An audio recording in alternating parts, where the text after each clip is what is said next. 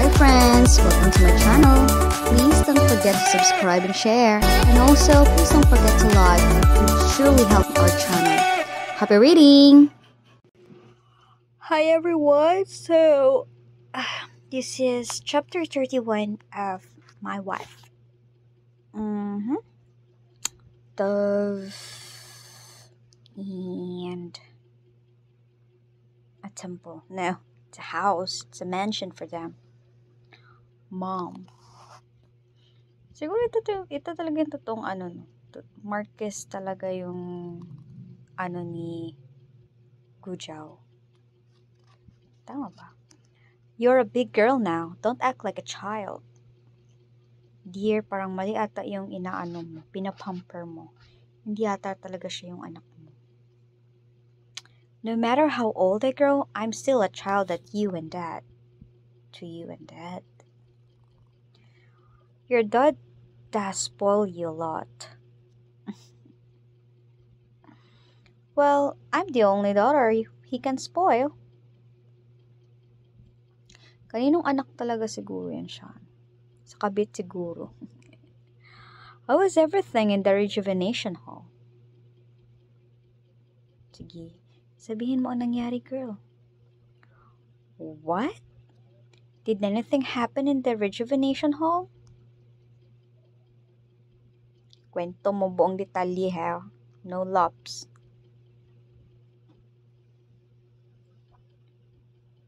Kata ng incense, nila? Hindi, katol. Lalagyan ng katol. Well, I did pay the medical bills to the rejuvenation hall. There was just one thing. Say it. All the details. That's how it happened. Story na pala niya. Lahat kaya, kinat naman kasi nitong itong artist. I'm sorry, Mom. I shouldn't have judged people by their looks. Okay, very good. You provided the details that should be given. Nakatalikod na naman siya. There are always people with higher social status than us. You thought less of her because of her local social status. Huwag kasi mapagmataas. Tamo. Masyado ka namang mapagmataas, te. Ito yung mother mo. Down to earth. What if someone who ranks higher than you looks down on you? Baka bumaliktad sa'yo. My father is a Marquez. No one dares to look down on me. That's what you think. Feeling ko di ka talaga anak eh. Still.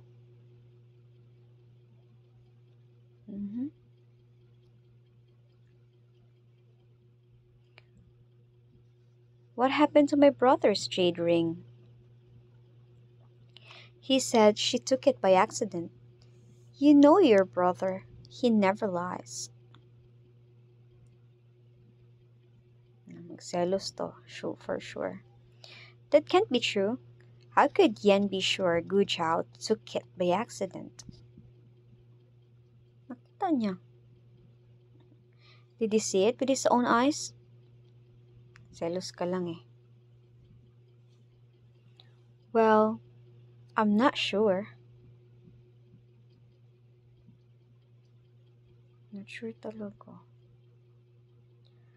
I could tell Yan wasn't keen about sharing what happened the other day with me. So I didn't ask. He's a dying man. There is no need to bother him with such mundane problems. Uy, grabe, dying man. Diba okay na nga daw siya? Hindi na siya dying. Well, I took his jade ring by accident last time, and he refused to speak to me for a whole month. Ganun ka-precious yung jade ring na yan? Ano bang meron dyan? Kung totoo kayo magkapatid, hindi ka niya kayang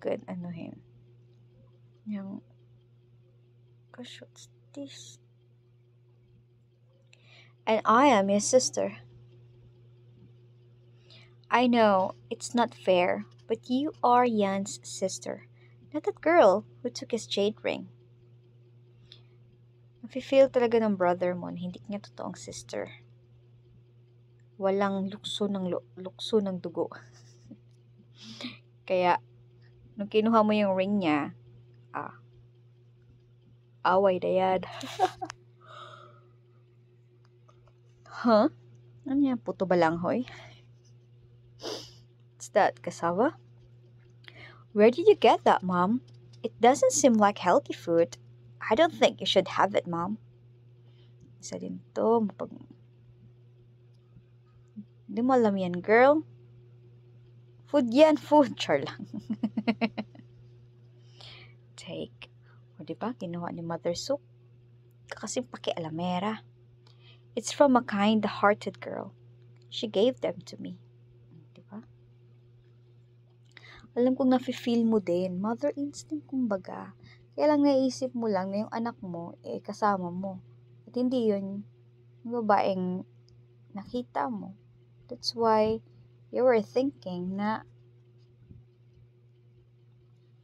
wala lang yung naramdaman mo. Well, you'll see. Ano to? Tianshang Academy. So, what's taking them so long? Are they kept in detention? Who kept in detention?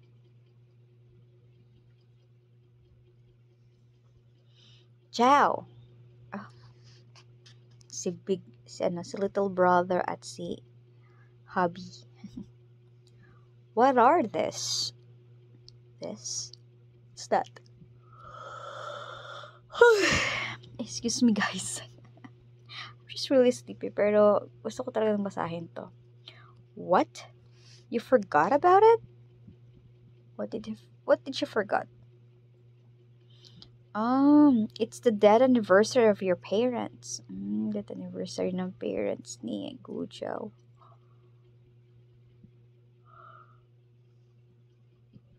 Well, that does ring a bell.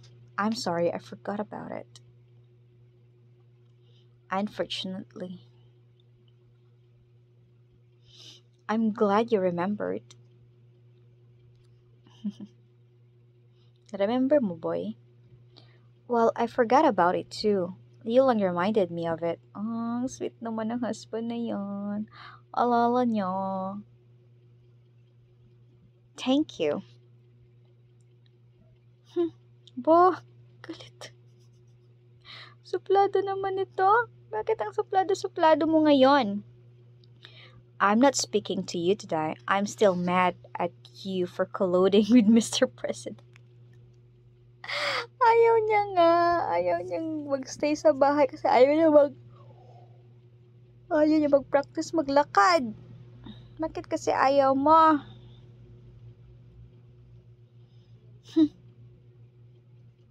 Galit pa rin siya. Siya walang pakialam. Bahala ka magalit ka dyan. Siya wala siyang pake.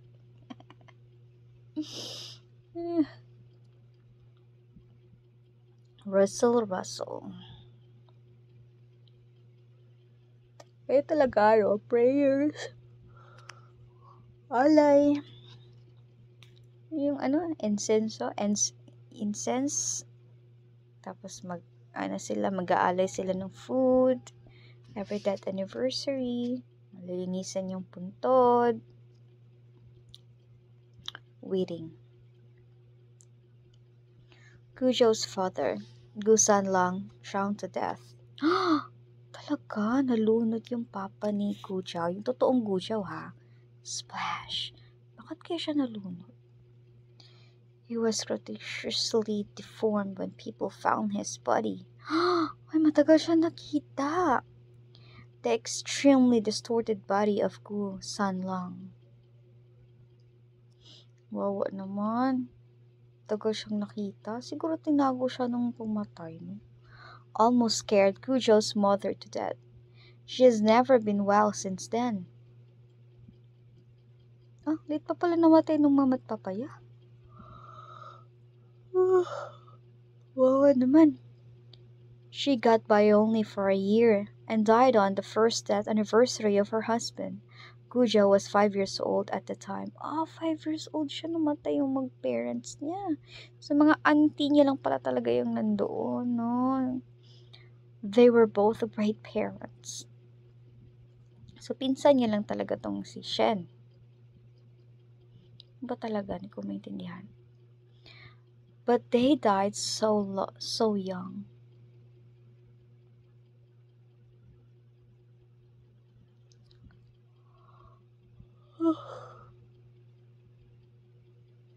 Candles din pala. Diba incenso? Ayun, incenso nga. Nagka-candles din pala sila, tapos incense. I guess I'm destined to be an orphan on this life. In this life and my previous life. Oo, no, orphan siya dun sa previous life niya. At least I can mourn them on behalf of Gujiao. At least ngayon kilala niya yung parents niya. Doon sa previous life niya, hindi niya kilala, di ba? Pagi-pagi talaga nito. Kaya lang, sobrang payat naman ang pagkakadrawing sa kanya. Hindi katulad dun sa mga ibang stories, napaka-macho. Ito naman ang patpatin. Na natin, anong next na mangyayari? All done. Come on, let's go and wash our hands. Get up. Get up, get up. Diba? Okay. May pa-hands, ano pa ha? Holding hands, charing. Kalimutan niya yung ano niya, galit niya. That's strange. He should be able to walk on his own by now. O nga no, bakit naka-crane ka pa rin? Siguro nakakalakad na talaga siya. Kunwari na lang na ganyan. The surgery went well and he has been exercising hard to recover. Wasn't that enough? Ano siguro niya kung nagkukunwari lang siyang gumagamit pa siya para hindi maalerto yung mga kalaban niya. Bakit ka nakatali? Nakabusal pa yung bibig mo. Bakit? Bang! My disciple. Sino to? Ito yung monk? Ito ba yun? Yung nalasing? Yung namali yung ano? Hindi. Kalbo yun eh. Monk yun, diba? Sino itong dalawa? I'm glad you are okay. Sino ba to? Thank you for sparing his life, sir. Thank you for sparing his life. I promise I'll do whatever you tell me to do. Kawawa talaga itong mahihirap. Mas lalong naghihirap. Good. Remember. What do they need to remember? If you dare to gossip anything about my daughter's birth, like you did last time in the capital city. Birth like last time. Okay. You and your disciple will both be dead. Oh no. Anyway, that's the end of this chapter. Let's see what will happen on the next one. But for now, please don't forget to like and subscribe our channel. Goodbye. Thank you for reading with me, everyone. Until the next chapter.